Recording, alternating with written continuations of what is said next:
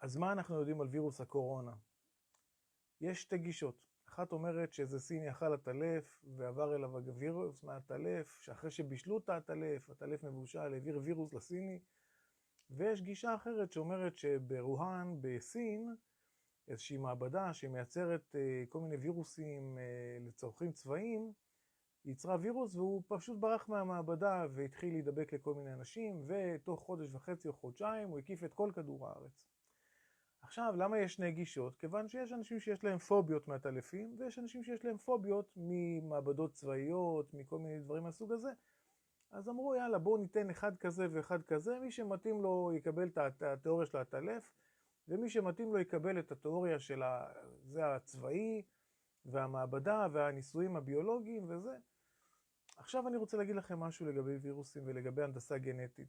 מה אפשר לעשות? האם ניתן לייצר וירוס כזה במעבדה באופן כללי? אני אומר שלא. ועכשיו למה? קודם כל אני אספר לכם על הרקע שלי בביולוגיה. אני לא ביולוג, אבל למדתי כיתה ט' במגמה ביולוגית ברנה קסן בירושלים, משם אני עוד זוכר כמה דברים. עכשיו אני אשאל אתכם שאלה. אם תיקחו איילה, איילה עכשיו ממליטה, גור, כמה זמן לוקח עד שהגור הזה קם על הרגליים ומתחיל ללכת?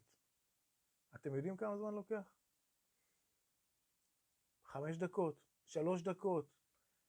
תוך 10 דקות הגור הזה של האיילה חייב לרוץ, כי אם הוא לא ירוץ, הוא הופך להיות ארוחה של איזה נמר, או ברדלס, או פנתר, או אריה, או טיגריס, או מה שלא יעבור שם, צבוע, זאב, מה שלא יעבור בסביבה, עושה עליו ארוחה. זאת אומרת שהאיילה בגנים שלה, כבר בשלב שהעובר נוצר אצלה ברחם בעצם, הוא מפתח שרירים, הוא נולד עם שרירים כבר, שיכול ללכת איתם ולרוץ איתם, אחרת הוא לא ישרוד, אותו גור מסכן. אז הוא בעצם מהדקות הראשונות של החיים כבר יודע לרוץ. עכשיו, כמה זמן לוקח לתינוק של אדם לרוץ? אתם יודעים, מהרגע שהוא נולד? לא לרוץ, בואו נתחיל בללכת, אוקיי? נעזוב את הלרוץ בצד. ללכת לוקח לו 1.5 שנה, 1.5 שנה, אם הוא זריז שנה אולי. עכשיו, אם מעבדה כלשהי בעולם תגיד לי, תשמע, אנחנו מסוגלים לפתח עכשיו זרע של אדם, שהתינוק שיוולד ממנו יתחיל לרוץ 10 דקות אחרי שהוא נולד, אני אקבל גם את הגרסה של הווירוס שפותח ברוהאן. אבל זה לא יכול לקרות. אני חושב שלגוף של האדם יש מערכת חיסונית שהתפתחה במשך מיליארדים של שנים, שיכולה לתת מענה לכל סוג של וירוס קיים.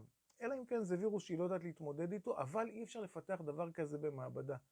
מכיוון שנחוץ פה באמת איזשהו צופן גנטי, שאני לא מאמין שאדם יכול לפתח אותו. אני חושב שזה תוצאה רק של אבולוציה, וכמו שהאיילה, הגור של האיילה, העופר, או מה של במבי, מה שזה לא יהיה, בעצם נולד כבר עם שרירים, הווירוס הזה צריך להיוולד עם שרירים, כדי להכניע את המערכת החיסונית של האדם. ואני לא מאמין בתיאוריה הזאת, ואני גם לא מאמין שהטלף מבושל העביר לבן אדם וירוסים. אנחנו אומרים, וואי, הסינים אוכלים הטלפים, זה נראה לנו נורא תמוה, נכון? נראה לנו אכזרי, תמוה. אנחנו אוכלים תרנגולות, זה דומה לטלף. פשוט אצלנו זה מקובל, ואצלנו מקובל לאכול הטלפים, והם עושים את זה כבר אלפי שנים. למה שעכשיו איזשהו הטלף פתאום יוציא וירוס? מה קרה פתאום עכשיו?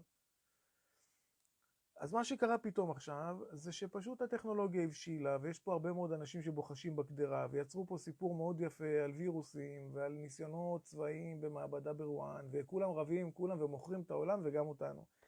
ואני אומר שצריך הפגנה של 1,000,000 איש לפחות בתל אביב. אני אומר לכם, זה בנפשנו. אם לא נצא, אנחנו נאכל אותה. אנחנו כבר אכלנו אותה, המנהיגים שלנו הוכיחו שהם לא מבינים שום דבר, ושהם פשוט היסטריים.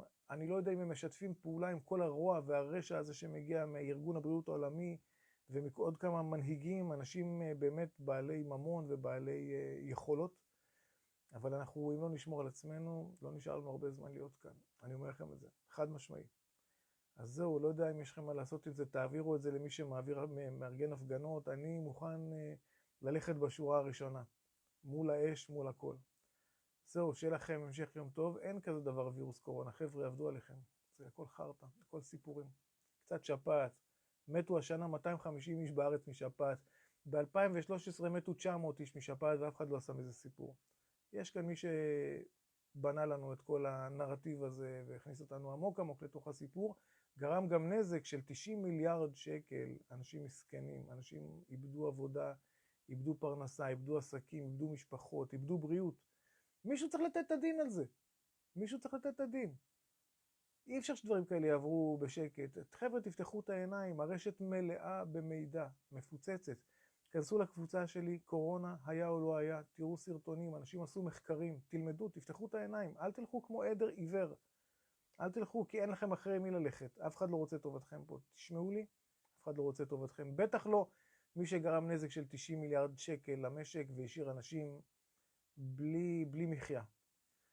זהו, זה המסר שלי להיום. אני מקווה שהוא נופל על אוזניים קשובות, ואולי באמת תתארגן איזו הפגנה מאוד מאוד מאוד גדולה, שתזעזע פה את כל הממסד, את כל מי שמחזיק בתפקידים. אנשים צריכים להתפטר, לכל הפחות להתפטר, אם לא לשבת בכלא הרבה מאוד שנים על מה שקרה פה. אני מאמין שזה לא יכול לעבור ככה במדינה הגיונית. לא נגיד מתוקנת, כי המדינה לא מתוקנת, אבל אם נשאר פה קצת היגיון, מישהו צריך לשלם את המחיר על מה שקרה פה. תודה לכם על ההקשבה ולהתראות.